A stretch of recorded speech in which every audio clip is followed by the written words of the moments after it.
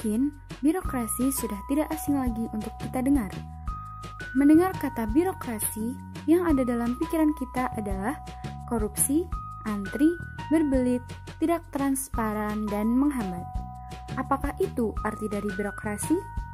Yuk, kenali arti birokrasi dengan baik.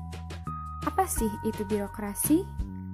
Birokrasi yang diartikan oleh para filsuf. Yang pertama, menurut Max Weber. Birokrasi dalam pandangan Max Weber, bahwasanya nilai yang dikejar dalam birokrasi adalah efektif dan efisien. Yang kedua, Thomas Heger. Thomas Heger membahas tentang fungsi birokrasi. Jadi, berapapun biaya yang dikeluarkan oleh birokrasi, yang terpenting adalah menjembatani rakyat dengan memberi pelayanan kepada masyarakat. Yang ketiga, menurut Karl Marx. Karl Marx berpendapat bahwasanya birokrasi adalah eksploiter kepada masyarakat, dan juga birokrasi harus dihancurkan. Birokrasi tidak bisa dibiarkan bebas, karena apabila birokrasi dibiarkan bebas, dapat dieksploitasi. Tetapi secara umum, birokrasi adalah rantai komando berbentuk piramida dalam suatu organisasi, di mana posisi di tingkat bawah lebih banyak daripada tingkat atas. Bagaimana ciri dari birokrasi? Ciri birokrasi menurut Max Weber. Yang pertama adalah hierarki atau mempunyai struktur organisasi. Yang kedua adalah formal. Tidak boleh tidak tertulis dan harus tertulis seperti ijazah dan kartu mahasiswa. Yang ketiga adalah impersonal. Setiap orang perlu ada hubungan kerja, bukan hubungan pribadi. Yang keempat adalah merit. Promosi atau kenaikan pangkat berdasarkan prestasi. Yang kelima adalah keahlian. Semua bidang harus dilakukan oleh orang-orang yang sesuai dengan kemampuannya. Tetapi dalam perkembangannya, konsep birokrasi mengalami transformasi paradigma, seperti munculnya sebuah konsep baru yaitu good governance. Good governance sendiri merupakan suatu konsep yang mengacu kepada proses pencapaian keputusan dan pelaksanaannya yang dapat dipertanggungjawabkan secara bersama. Sebagai suatu konsensus yang dicapai oleh pemerintah, warga negara, dan sektor swasta bagi penyelenggara pemerintah dalam suatu negara. Good governance memiliki 8 ciri. Yang pertama, transparan, efisien, efektif, akuntabilitas, regulasi yang jelas, responsibility, responsivitas, dan partisipasi.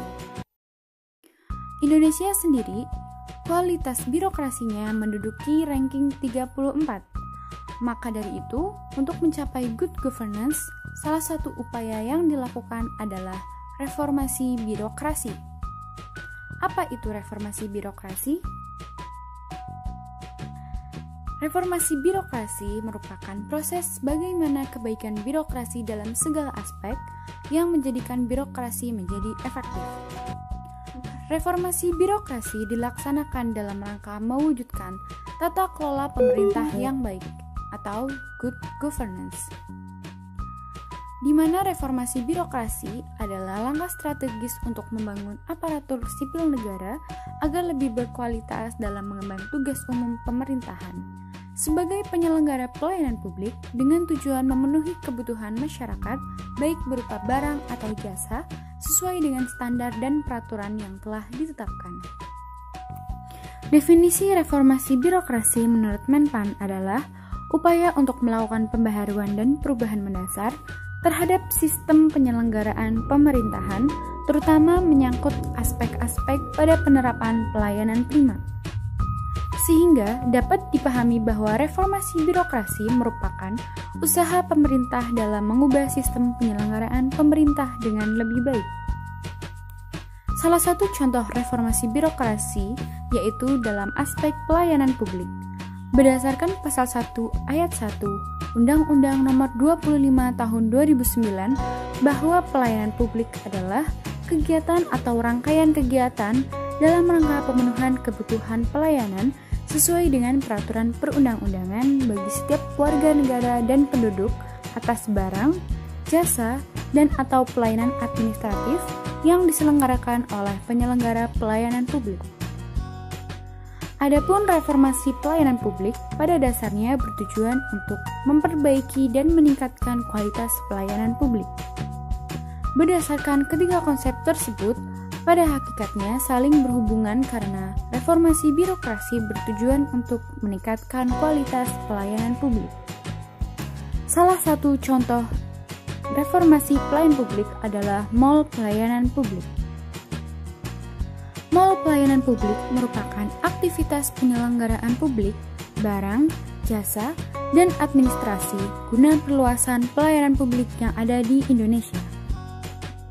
Tujuan dari pelayanan publik ini untuk memberikan kemudahan dalam urusan bidang pelayanan, kecepatan, transaksi, agar diberikan kenyamanan tamu dalam melakukan pelayanan, serta untuk membantu pemerintah kota dalam berusaha.